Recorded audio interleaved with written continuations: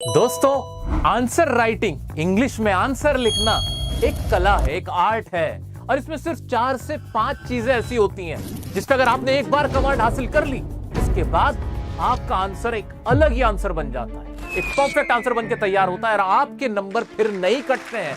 वो 4-5 चीजें ही तो मैं आपको करा रहा हूं इस टॉनिक सीरीज के अंदर, जिसमें मैं आपको बहुत ज्यादा वीडियोस नहीं दे रहा हूं, सिर्फ 5 से 6 वीडियोस आपको दूंगा और जिसमें मैं आपको एक बढ़िया इंग्लिश में आंसर लिखना सिखा दूंगा। इस सीरीज की 2 वीडियोस मैं आपको दे चुका हूं, आराम से उन्हें जरूर देख लेना, क्योंकि मैं तुम्हें बनाना चाहता हूं स्मार्ट टीचर के स्मार्ट स्टूडेंट। कमेंट में लिखो आई एम स्मार्ट और वीडियो को लाइक करके अपना प्यार मुझ तक पहुंचा दो।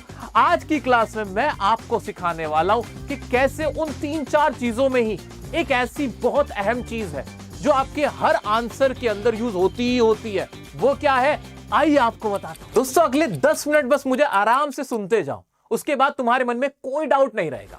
ठीक है, आई स्टार्ट नाउ।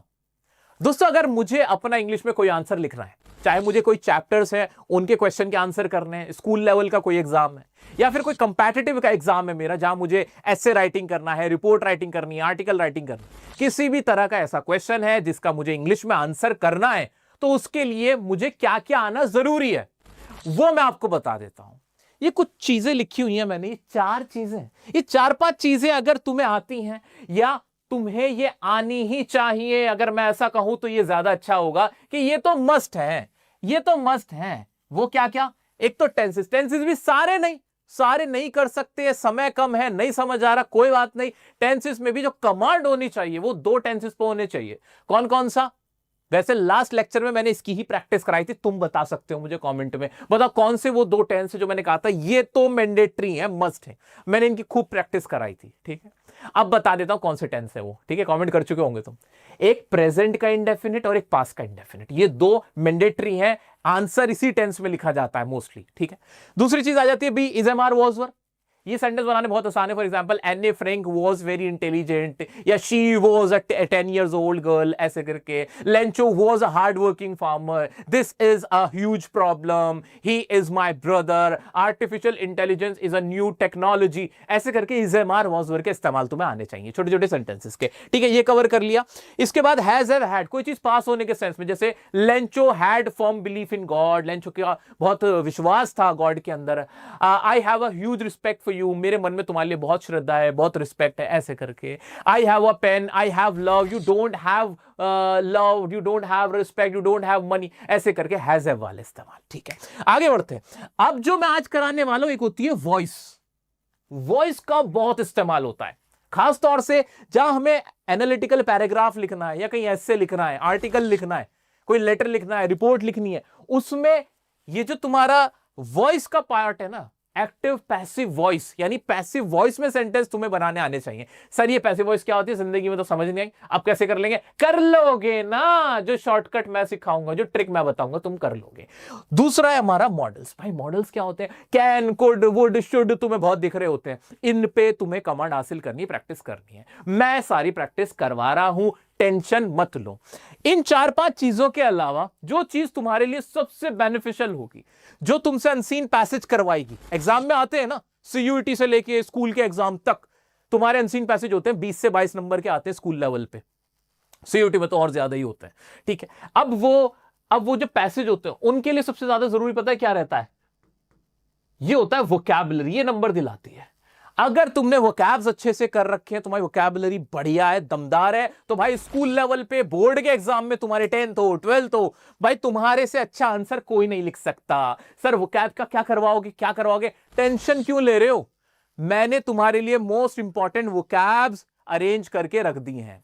उनकी मैं 2 क्लासेस करवाऊंगा, जिनमें मैं खुद प्रैक्टिस करवाऊंगा, यहां खड़े होके याद करवा दूंगा तुम्हारे बुक्स के ही वोकैब है वो, यानी चैप्टर्स की भी प्रैक्टिस हाथों हाथ होती रहेगी।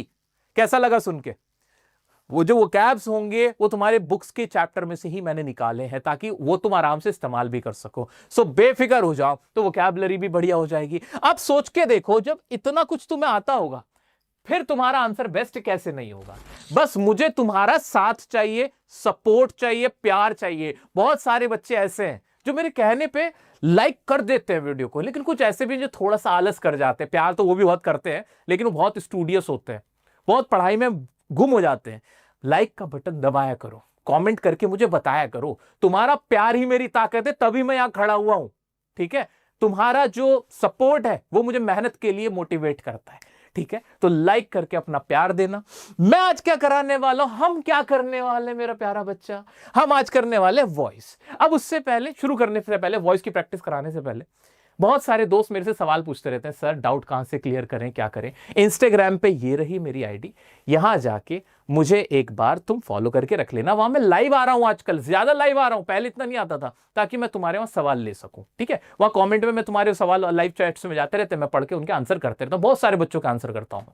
तो तुम्हारा कोई डाउट रह जाता है तो तुम्हारा बड़ा भाई तुम्हारे साथ है। टेंशन क्लियर, थोड़ा हल्का फील हो रहा है। ठीक है, अब वॉइस क्या बला है सर, ये एक्टिव पैसिव वॉइस क्या बला है सर, इसके बारे में बता दो। इसके बारे में ना, इसके बारे में बताने से पहले मैं आपको कुछ दिखाना चाहूंगा। क्या, जरा ध्यान से देखना, यहां एक सेंटेंस है, इसको ध्यान से देखो बस, और मुझे बताओ तुम्हें क्या समझ में आया। The bakers are known as paders in Goa, ये एक सेंटेंस था। The bakers are known as paders in Goa. सबने देखा अच्छे से, देख लो, मैं पीछे हट गया, पूरा देख लिया सबने। अब मुझे एक बात बताओ, the bakers are known as paders in Goa. अब तक जो भी हमने पढ़ा सर, जो भी हमने पढ़ा, हमने इज़ेमार के इस्तेमाल देखे थे, वो ऐसे होते थे कि सब्जेक्ट होता था कोई और इज़ेमार लगा देते थे, वाज़र लगा देते थे, है ना। उसमें कोई मेन वर्क तो होती ही नहीं थी, जैसे he was intelligent, he was not intelligent, he was hard working farmer, he was not hard working farmer, ऐसे बन जाते थे। क्लियर है, ठीक है। हमने जो टेंस के रूल देखे उसमें भी ऐसा होता था कि जैसे लेंचो रखा था, लेंचो रोट आ लेटर, ऐसे सेंटेंस बनता था, है ना, ऐसे के सेंटेंस बन जाता था कि एक सब्जेक्ट रखते थे और यहां पे एक मेन वर्ब, जो एक्शन वर्ब होती थी वो होती थी। अब चाहे फर्स्ट फॉर्म लगा दो या फिर सेकंड फॉर्म, वो डिपेंड करता है टेंस कौन सा है। प्रेजेंट है तो फर्स्ट फॉर्म और पास्ट है तो सेकंड फॉर्म, कि लेंचो लेटर लिखता है, लेंचो ने लेटर लिखा, बस ऐसा होता था, और उसके बाद आगे की कहानी हो जाती थी। ठीक है, लेकिन जो ये वाला सेंटेंस है, जरा ध्यान से देखो और मुझे बताओ तुम लोग, इसमें क्या हो रहा है, इसमें देखना, इसमें क्या हो रहा है, इसमें है कि the bakers are known as paders, bakers are known as paders. इसमें सब्जेक्ट है, मेरा सब्जेक्ट है ये, क्लियर है ना, ये सब्जेक्ट है। कैमरामैन जरा इस पे भाई फोकस करके दिखा दे, आई मीन एडिटर साहब। सब्जेक्ट ये है, बेकर्स है, उसके बाद इज़ेमार लगा, ठीक है, इज़ेमार लगा, उसके बाद ये वर्ब लग गई, मेन वर्ब की थर्ड फॉर्म लग गई। ये कैसे हो गया भाई, ये कैसे हो गया बताओ, मतलब तुम बताओ, ये हुआ तो हुआ कैसे, कुछ अजीब सा नहीं है। ऐसा हमने कभी नहीं पढ़ा कि इज़ेमार या वॉज वर्ब के बाद मेन वर्ब की थर्ड फॉर्म लग जाए। इसका मीनिंग क्या निकल रहा है यार, समझ ही नहीं आ रहा। हमने तो ऐसे पढ़ा था, जैसे ऐसे होता द बेकर्स आर बेकिंग, ऐसे करके आईएनजी वाला हमने पढ़ा है कि बेकर्स बेक कर रहे हैं, बेकर्स आर गोइंग, ऐसे समझ में आता है। थर्ड फॉर्म तो कभी नहीं देखी यार हमने। ये क्या, ये रूल क्या है। आगे बढ़ो चलो, आगे देखो, आगे क्या लिखा हुआ है, ये रहा कहां गया। These were made in big furnaces, इसमें भी these ये सब्जेक्ट था, ठीक है, ये सब्जेक्ट था, इसके बाद was were लगा और फिर दोबारा से मेन वर्ब की थर्ड फॉर्म लग गई। ये क्या हो रहा है, ये कौन सा सेंटेंस है, ये तो हमने नहीं पढ़े कभी। ये हमें रटने पे मजबूर कर देते हैं कि हम अपना बना के कैसे लिखें, ये समझ ही नहीं आ रहा, पता नहीं इसका क्या मीनिंग निकल रहा है। अभी रुक जाओ, सुनते जाओ बस, मुझे सुनते जाओ। देखो अब आगे की कहानी देखते हैं, जरा आ जाओ, मैं कुछ और भी दिखाता हूं तुम्हें, आना जरा, हाँ जी, आओ जरा, ये जरा देखना, कहां है हमारी एनी कहां गई हमारी एनी, ये रही हमारी एनी। हाँ जी, एनी फ्रैंक एक चैप्टर है बच्चों, जरा उसका देखना, यहाँ क्या लिखा हुआ है, ध्यान से देखना। Anne Frank was punished thrice, इसमें भी यही खेल हो रहा है, क्या खेल हो रहा है कि ये मेरा सब्जेक्ट था, ये सब्जेक्ट था मेरा, ये रहा मेरा सब्जेक्ट, उसके बाद इज़ेमार वॉज वर वाला वॉज आया और फिर वर्ब की थर्ड फॉर्म आ गई। मीनिंग क्या निकल रहा है इसका, आगे भी ऐसा ही करा, वॉज लगा के फिर थर्ड फॉर्म लगा दी। यार कुछ समझ ही नहीं आया, मेरे तो कुछ समझ ही नहीं आ रहा क्या चल रहा है ये, है ना, बार बार ऐसे ही हो रहा है। ऐसे ही मिस्टर कीजिंग वॉज और फिर वर्ब की थर्ड फॉर्म लगा दी। ये तो क्या था, टेंस तो मैंने पढ़ ली, तो ये क्या था, अब मैं बताता हूं ये क्या था, क्या कहा मैंने, क्या सीखा हमने अब तक। अगर मुझे इंग्लिश का कोई आइडिया नहीं है तो अभी मैंने क्या चीज सीखी, मैंने एक बात देखी, एक चीज नोटिस करी कि कुछ ऐसे सेंटेंस हैं जिनमें एक सब्जेक्ट रखा होता है, इजेमार वॉजवर लगा होता है, मेन वर्ब की थर्ड फॉर्म लगी होती है। ऐसे कुछ सब्जेक्ट मैंने सेंटेंस देखे, उनका मीनिंग क्या निकलता है ये तो जानना है ना मुझे। उनका मीनिंग मेरे बच्चे ऐसे निकलता है, जरा देखो तुम, जरा देखो, तुम्हारा भी भरम खत्म होगा, एक नई चीज सीखोगे और फिर तुम्हें भी ये चीज आ जाएगी। क्या? The bakers are known as padders का मतलब यहां निकला, या इनका मतलब निकला कि जो बेकर्स थे उनको पैडर्स के नाम से जाना जाता है। The bakers are known as padders का मतलब निकला कि जो बेकर्स हैं उनको पैडर्स के नाम से जाना जाता है। अब ये सेंटेंस थोड़ा अलग था। अलग कैसे था? इसमें हम जो काम कर रहा होता है ना, जो सब्जेक्ट होता है, उसको आगे नहीं रखते, बल्कि जिसके ऊपर काम हुआ होता है उसको आगे रखते हैं। जैसे मैं इंग्लिश पढ़ता हूं, मैं इंग्लिश पढ़ता हूं, मैं इंग्लिश पढ़ता हूं, मुझे इंग्लिश पढ़ाई जाती है। फर्क है दोनों सेंटेंसेस में, है कि नहीं? है कि नहीं? कि भाई मैं पढ़ने वाला था, मैं इंग्लिश पढ़ रहा था, मैं काम कर रहा था पढ़ने का, तब तो मैं आई आगे रखता था, मैं कि I read English, I study English, ऐसे बनता। लेकिन इंग्लिश पढ़ाई जाती है, मुझे इंग्लिश पढ़ाई जाती है, यानी English is taught to me, ऐसे करके। ठीक है, तो ये कुछ अलग तरह के सेंटेंस होते हैं। ऐसे सेंटेंस होते हैं, बात कहने का एक ऐसा तरीका होता है जिसमें जिसके ऊपर काम हुआ होता है ना, उसको आगे रख देते हैं। और सेंटेंस को बनाने का तरीका क्या होता है? वॉज वर या इजेमार लगा के मेन वर्ब की थर्ड फॉर्म लगा देते हैं। जैसे कि आगे कहानी चली थी कि जो these were made in big furnaces, कि जो ब्रेड्स बनाए जाते थे या बनाए जाते हैं। ठीक है, तो यहां पे वर था तो थे हो गया, तो दीज वर मेड यानी ये बनाए जाते थे। जो बना रहा है उसकी बात नहीं, जिसको बनाया जा रहा है उसकी बात की जा रही है, उससे पहले रखा जा रहा है। आओ इसको और समझने की कोशिश करते हैं। अभी हमने एनी फ्रैंक का पढ़ा था ना, एनी फ्रैंक कहां गई हमारी? आओ उसको देखते हैं, कहां गई एनी हमारी। आओ आओ जरा उसको भी समझते हैं, आ जाओ। सबको क्लियर होगा आज ये कॉन्सेप्ट, तुम कभी जिंदगी में नहीं भूल पाओगे। देखो, Anne Frank was punished, Anne Frank ने पनिश किया होता तो क्या बोलते हैं कि एनी फ्रैंक, और फिर वर्ब लगा देते पनिश्ड, और जिसको पनिश किया होता उसका नाम लिख देते कि Anne Frank punish mister Keesing, ऐसे हो जाता।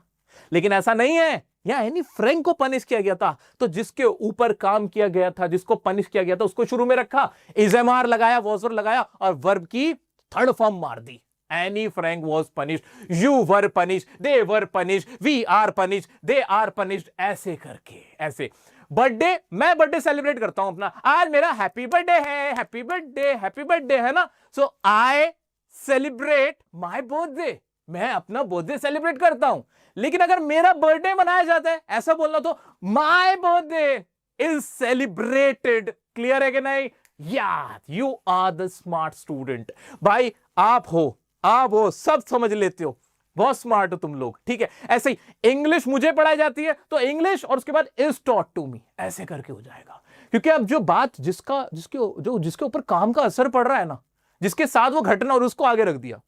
जैसे ही रखा मैंने, ही बोला, और ही को ना कत्ल किया गया था, उसकी हत्या की गई थी, तो क्या बनना चाहिए सेंटेंस? बताना। ही और फिर की गई थी, पास्ट था, वाज था, तो ही वॉज किल्ड, कि उसको किल कर दिया गया, ऐसे करके उसको किल किया गया। ठीक है, मुझे बुलाया गया, ऐसे इस तरह से। अब सर ये समझ में तो बहुत अच्छे से आ गया, कि यहां वॉज आस्क्ड क्यों हुआ, कि उससे पूछा गया, ये भी समझ में आ रहा है, सब कुछ समझ में आ रहा है। अब एक चीज बताओ ना, इसकी प्रैक्टिस कराओ ना, ताकि हम और इसको घोंट ले अपने अंदर। मेरे पास एक तरीका है, या मैंने वो काम लिखे हैं जो किसी के ऊपर किए गए होंगे, वर्ब की थर्ड फॉर्म है। जरा कुछ सेंटेंस बनाओगे मेरे साथ, जरा कुछ सेंटेंस बना के इन्हें पूरा करोगे? हाँ सर कर देंगे ना। आओ चलो मेरे साथ बना के दिखाओ। आस्क्ड, पूछना, किसी से पूछा गया, तो क्या कह सकते हैं? अ क्वेश्चन, और फिर क्या लगा दूं? या वॉज लगा दूं। हाँ, अ क्वेश्चन वॉज आस्क्ड, के सवाल पूछा गया। ऐसे पनिश किसी को भी लगा दो, द स्टूडेंट्स, और आगे क्या लिख सकता हूं मैं? आर पनिश्ड, ऐसा हो सकता है। बिल्कुल, थोड़ा खुला करने के लिए इनको मैं आगे ले जाता हूं। ये लो, आ जाओ, और इनको भी थोड़ा सा मैनेज कर देते हैं। आ जाओ, ताकि तुम्हें और अच्छे से समझ में आ जाए। आ जाओ, ताकि तुम्हें क्लियरली समझ में आता रहे। तो अ क्वेश्चन इज आस्क्ड के सवाल पूछा जाता है, वॉज लगा दूंगा तो पूछा गया, क्वेश्चन वॉज आस्क्ड। ऐसे में कोई आंसर लिख रहा हूंगा तो उसमें मेरे को कहना होगा कि सवाल पूछा गया, सवाल नहीं पूछा गया तो question was not asked, question was asked, ऐसे करके। ठीक है, आ जाओ। अब ये क्या था, स्टूडेंट्स और क्या था, स्टूडेंट्स आर पनिश्ड। क्या यहां सबको क्लियर हो रहा है? एक बार अपना दिल भेज के मुझे बताओ, क्लियर हो रहा है ना? चलो मैं तुम्हें लेके जाऊंगा हाथ पकड़ के एंड तक, चिंता ना करो, एडवांस लेवल पे भी लेके जाऊंगा। ब्रॉट का मतलब होता है कोई चीज लेके आना, कोई चीज लेके आना। अब किसी इंसान को भी लेके आया जा सकता है, ही वॉज ब्रॉट, कि उसको लेके आएगा, उसको लेके आया जाता है या आया गया। वॉज वर वो तो तुम देख लेना, टेंस का है। इज लगा दोगे तो है में आवाज आ जाएगी, वॉज लगा दोगे तो था थी में आ जाएगी। सेंट क्या होता है? सेंड, कोई चीज भेजी गई है ना, बिल्कुल भेजी हुई चीज को सेंड बोल देते हैं। अब व्हाट्सएप पे मैसेज सेंड होता है ना, तो एक मैसेज भेजा गया तो क्या बोल सकता हूं मैं कि a message is sent, a message is sent. आगे बढ़ जाते हैं। लव्ड, भाई उसे प्यार किया गया तो ही इज नॉट लव्ड, कि उसको प्यार नहीं किया जाता है, ऐसे करके बना दिया मैंने सेंटेंस। या ही वॉज नॉट लव्ड, प्यार नहीं किया गया। ऐसे written, a letter is written. और जिसने लेटर लिखा, किसने लेटर लिखा था? मुझे क्लास 10th वालों तुम तो बता दो चीख के। A letter is written by, और बता दो लेंचो। सेंटेंस बना रहे हो, तुम बना रहे हो, मैं नहीं बना रहा, तुम बना रहे हो। और प्रैक्टिस करते हैं, आओ जल्दी से देखो इसको फौरन से। अब स्पोकन के लिए क्या हो जाएगा, जल्दी बताना। तुम लोग बताओ, कमेंट कर करके बताते जाओ, पूरे बनाते जाओ, देखो कैसे प्रैक्टिस होगी। English is spoken, remembered. Mahatma Gandhi ji is remembered, Mahatma Gandhi ji याद किए जाते हैं। रिमेंबर्ड मतलब याद किया जाना। आइडेंटिफाइड, पहचाने जाना। जैसे क्या कह सकते हैं हम, टेररिस्ट वर आइडेंटिफाइड, इस तरह का कोई सेंटेंस हो सकता है कि भाई कहीं पे कोई आतंकवादी तो उनको आइडेंटिफाई कर लिया गया। ठीक है, या फिर शाहरुख खान इज आइडेंटिफाइड, भाई कहीं पे ट्रैप हुआ था, कहीं पे ट्रेस कर लिया था, दो लोगों ने देख लिया था, उसको पकड़ लिया था, रिकॉग्नाइज कर लिया था, पहचान लिया था। डन क्या चीज डन हो गई? वर्क इज डन, के काम किया जाता है या काम हुआ है। ठीक है, गिवन का कुछ बना दो, कोई चीज देने के सेंस में। द आंसर इज गिवन के आंसर दिया जाता है। अचीव्ड, सक्सेस इज अचीव्ड, के सक्सेस को अचीव किया जाता है, किया गया। अकम्प्लिश्ड, मिशन इज अकम्प्लिश्ड, के मिशन को अकम्प्लिश किया जाता है। शॉट, किसी को गोली मारी खटैक से। मिडनाइट विजिटर चैप्टर, तो क्या बोल सकते हैं? ही इज शॉट, कि उसको शॉट कर दिया गया, यानी उसको गोली मार दी जाती है। द मैच इज वॉन, के मैच जीता जाता है, ऐसे करके। The battle is won. Earn, respect is earned. भाई ऐसा कोई काम करो जिंदगी में, क्या कहा मैंने? ऐसा कोई काम जरूर करना लाइफ में जहां तुम रिस्पेक्ट अर्न करो। मनी तो हर कोई अर्न कर रहा है, रिस्पेक्ट अर्न होनी चाहिए। करेक्ट, आगे बढ़ जाओ। ऐसे killed, two person are killed, ऐसे करके सेंटेंस बन जाएगा कि दो लोग मर गए, या 2 बॉयज 2 गर्ल्स आर किल्ड, मारे जाते हैं। टॉट, इंग्लिश इज टॉट, या वी आर टॉट, ऐसे करके सेंटेंस बन जाएगा। तो ये सारे सेंटेंस जो हमने बनाए, इनमें जिनके ऊपर काम किया गया था, जिनको मारा गया था, मनाया गया था, लिया गया था, दिया गया था, छोड़ा गया था, बोला गया था, खाया गया था, पूछा गया था, जितने भी हमारे इस तरह के सेंटेंसेस थे, उनमें जिन पे काम हुआ था, जिनके साथ ये घटना हुई थी, उनको आगे रख दिया गया और उसके बाद इसएमआर वोजो लगा दिया गया। इतना खेल होता है। अब ये खेल सर कहां खेला जाता है? ये खेल हर जगह खेला जाता है। इस तरह के सेंटेंस हर जगह इस्तेमाल होते हैं मेरा बच्चा।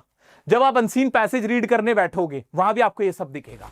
अब जब आप समझ पाओगे कि इसका मतलब क्या है, तो अनसीन पैसेज भी समझ में आएगा, उसके क्वेश्चन भी समझ में आएंगे, है कि नहीं? मानते हो कि नहीं?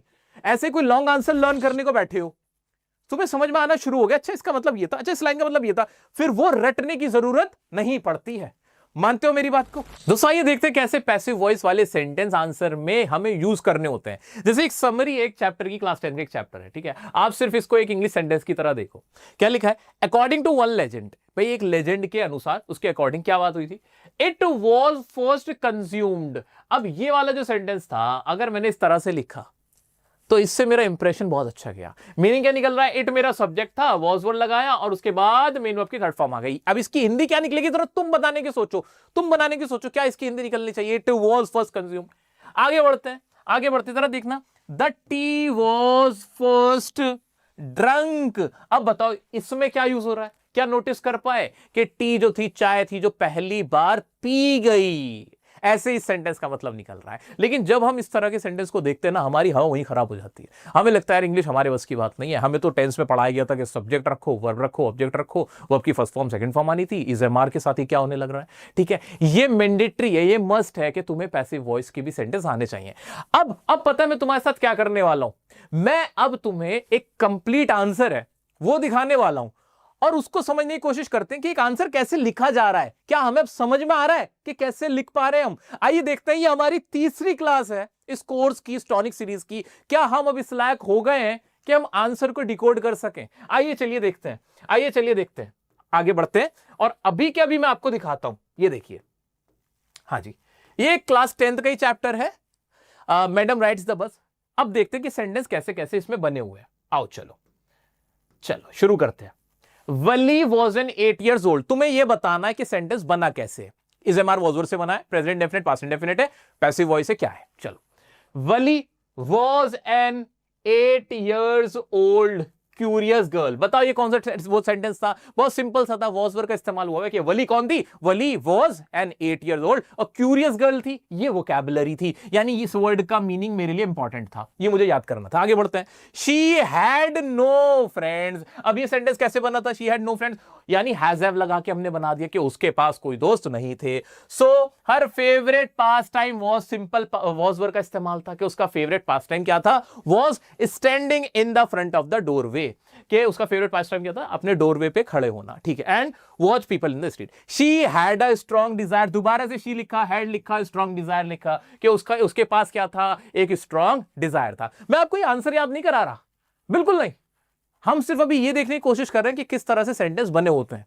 जब हम इस लायक हो जाएंगे फिर हम अपने भी इसी तरह से सेंटेंस बनाना शुरू करेंगे कि सब्जेक्ट कहां से पिक करना है। अब अगर कोई पास होने के सेंस में तो हैज, वो फिर अपने आप ऑटोमेटिकली माइंड में आ जाता है, ऑटोमेटिकली आ जाता है। आ जाते हैं, आगे बढ़ते हैं। टू राइट अ बस। सो शी स्टार्टेड, अब ये देखने सेंटेंस कैसा है?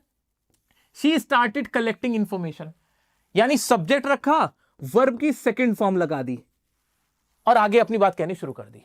शी स्टार्टेड, उसने शुरू किया। पास्ट इंडेफिनिट है, बिल्कुल पास्ट इंडेफिनिट है।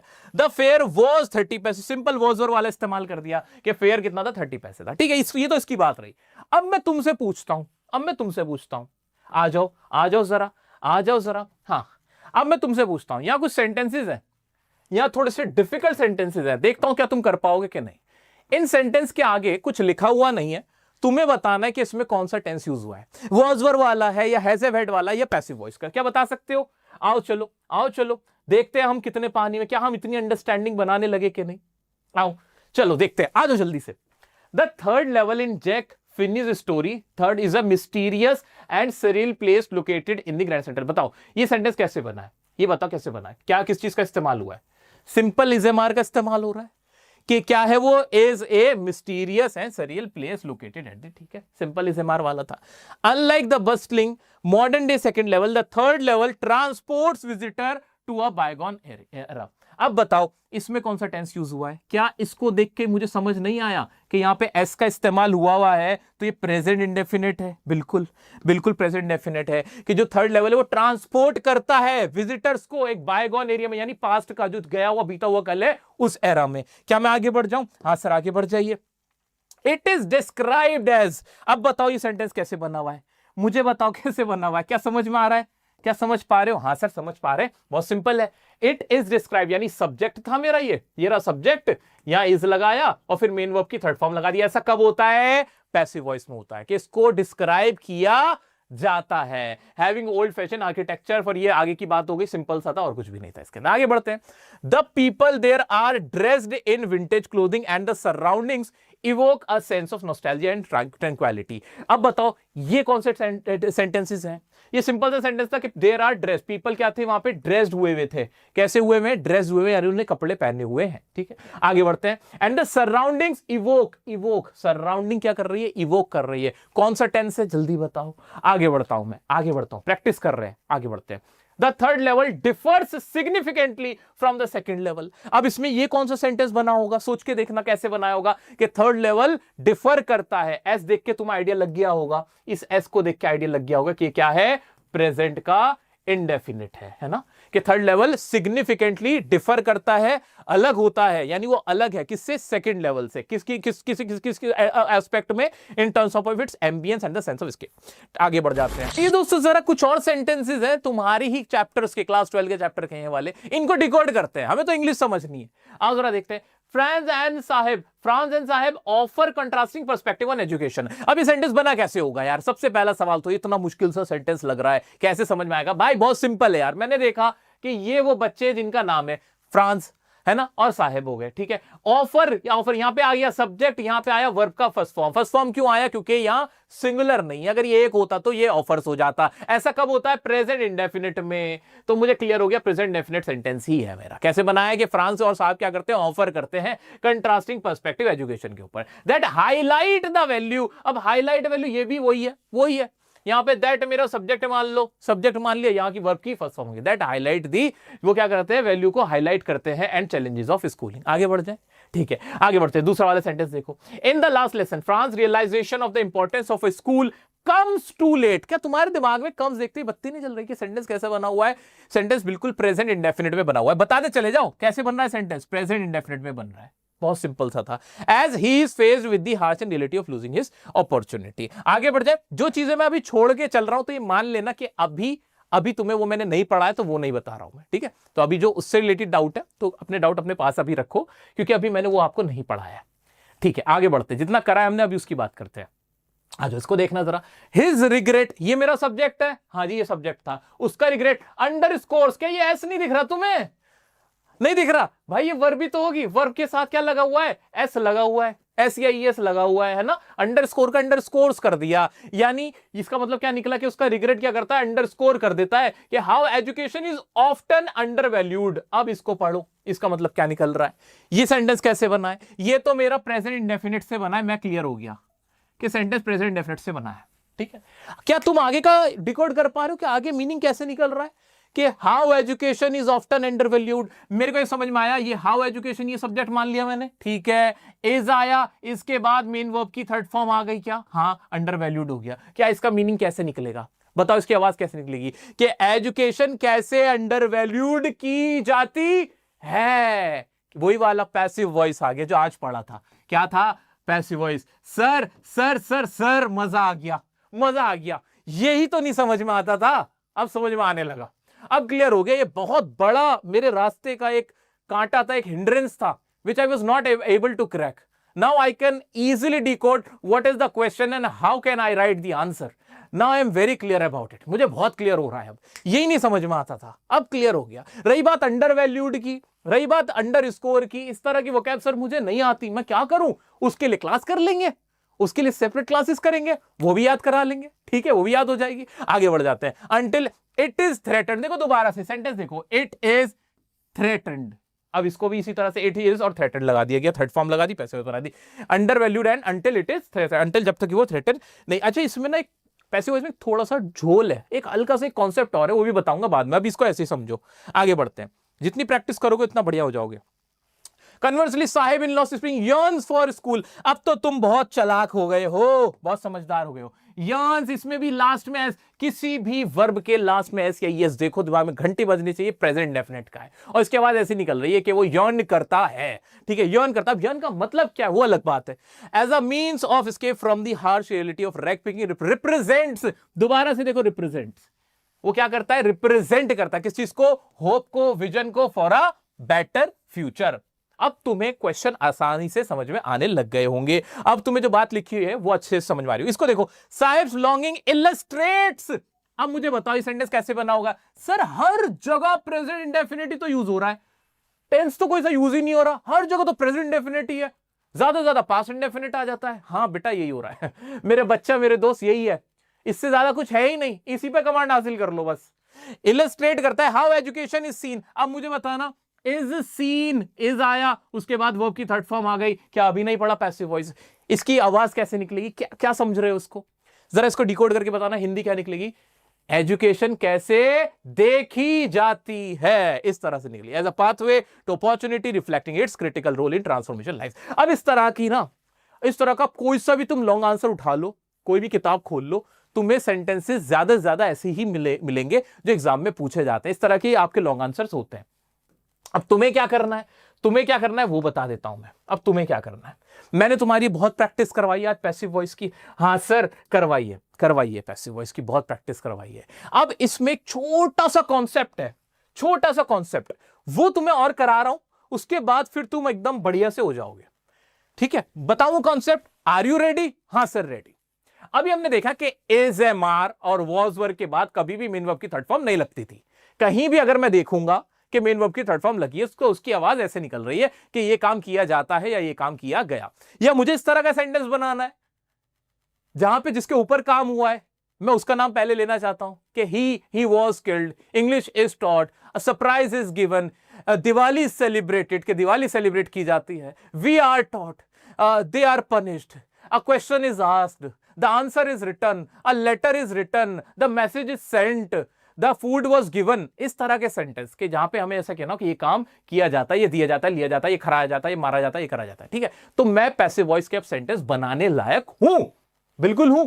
इज एम आर वॉज लगा के बना देता हूं। ठीक है, छोटा सा नन्ना सा मुन्ना सा कॉन्सेप्ट सुन लो। कॉन्सेप्ट क्या है? कॉन्सेप्ट कहता है, मेरा बच्चा कॉन्सेप्ट कहता है कि ये सारे जो सेंटेंस तुमने बनाए थे इसमें काम कंप्लीट नहीं था, इसमें काम कंप्लीट नहीं था। खाना दिया जाता है, इंग्लिश पढ़ाई जाती है, लाइक किया जाता है वीडियोस को, मुझसे तुम्हें प्यार किया जाता है, मतलब प्यार किया जाता है तुम्हारे द्वारा, है ना, है ना, लाइक भेजा जाता है ना, कमेंट किया जाता है। ठीक, लेकिन अगर मुझे कहना हो कि प्यार कर लिया गया, कमेंट दे दिया गया, कमेंट कर दिया गया, इंग्लिश सीख ली गई, आंसर लिख दिया गया, सक्सेस हासिल कर ली गई, तो उसमें पता क्या करते हैं, जब पूरा कंप्लीशन दिखा देते हैं उसमें कुछ नहीं करते। छोटा सा कॉन्सेप्ट ये कि उसमें ना इज एम आर की जगह क्या हो जाता है, हैज या फिर हैव और बीन होता है, हैज और या हैव फिर बीन, और मेन वर्ब की थर्ड फॉर्म तो रहती है। ऐसा कम होता है बट होता है। जैसे English has been taught, like is being, like has been, और आगे तुम जो भी लगाते हो, like has been hit, like has been sent, ऐसे करके। Message has been delivered, the food has been delivered, he has been killed, ऐसे करके। Diwali has been celebrated, we have been given a question, you have been given an answer, I have been given an Audi car, मुझे एक Audi car दे दी। ठीक है, you have been given an iPhone, ऐसे करके sentence.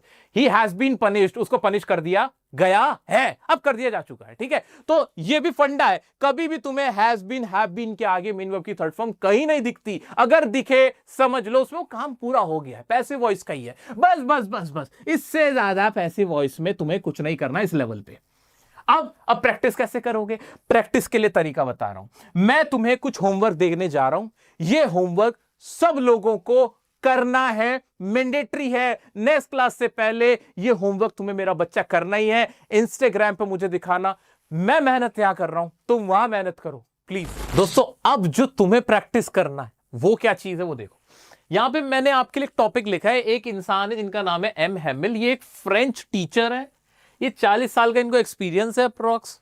ये French ban हो गई है इनकी कंट्री में, तो इनका पढ़ाना बंद हो गया है। तो ये बहुत ज्यादा उदास है, और जो विलेजेस है, जो गांव के रहने वाले, वो लोग भी इनकी क्लास को अटेंड करने आए, इनका लास्ट लेसन अटेंड करने आए। बस इतनी सी कहानी है।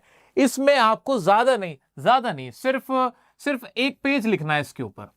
और जो जो चीजें मैंने आपको सिखा रखी हैं, कौन से टेंस यूज करने हैं, हैज़ हैव का इस्तेमाल कैसे होगा, पैसिव वॉइस कैसे इस्तेमाल होगी, मैंने कॉमन फ्रेजेस कराए थे फर्स्ट क्लास में, वो इसमें घुसाने हैं। और आपको जबरदस्ती ये सब कुछ लिखना है, और प्रैक्टिस इज मैंडेटरी, ये मस्ट है, आपको करना ही करना है। आगे बढ़ जाते हैं। दूसरा टॉपिक, लेंचो एक लड़का है, किसान है। लेंचो एक हार्डवर्किंग फार्मर है, उसकी रोबस्ट फेथ है गॉड में। रोबस्ट का मतलब बहुत मजबूत, सशक्त।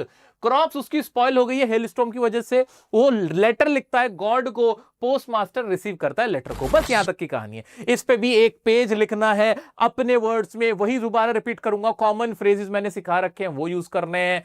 जो मैंने टेंसेस इस्तेमाल करवाए हैं, पैसिव वॉइस, हैज हैव कैसे इस्तेमाल करा है, सब कुछ हमने किया है यार। You are more than capable to do this work. ठीक है, सो आप बहुत बहुत पॉजिटिव हो इस वक्त, आप कर सकते हो।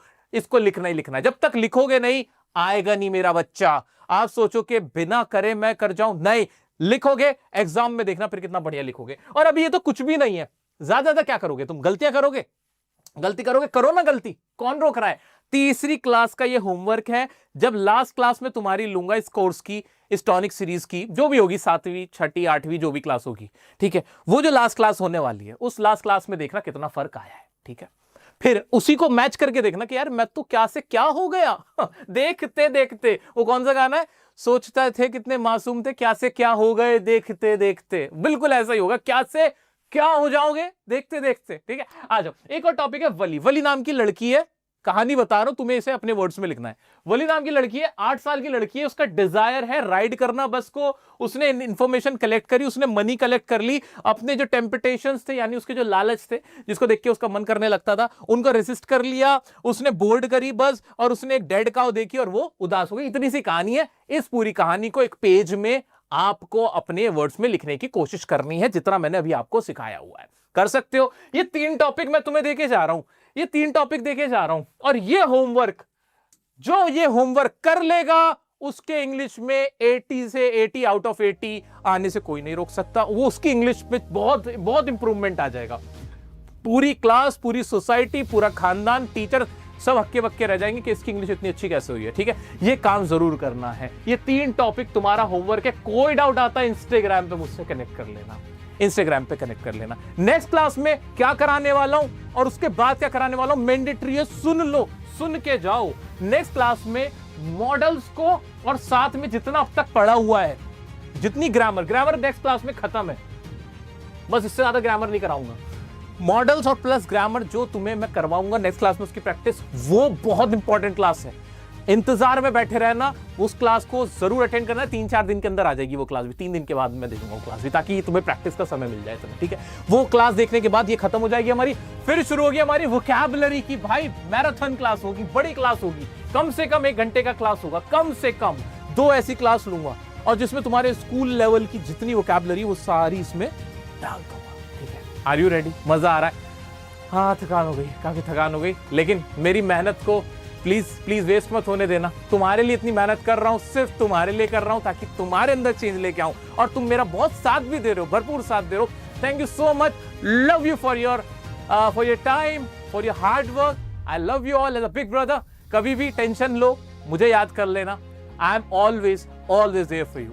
सब्सक्राइब नहीं किया चैनल को सब्सक्राइब कर लेना, नोटिफिकेशन को ऑन करके रखना, बेल आइकन को, जैसे वीडियो आए फौरन देख लेना, ठीक है। मिलते हैं नेक्स्ट वीडियो में नेक्स्ट टॉपिक के साथ, तब तक के लिए बने रहें डियर सर के साथ। Love you all.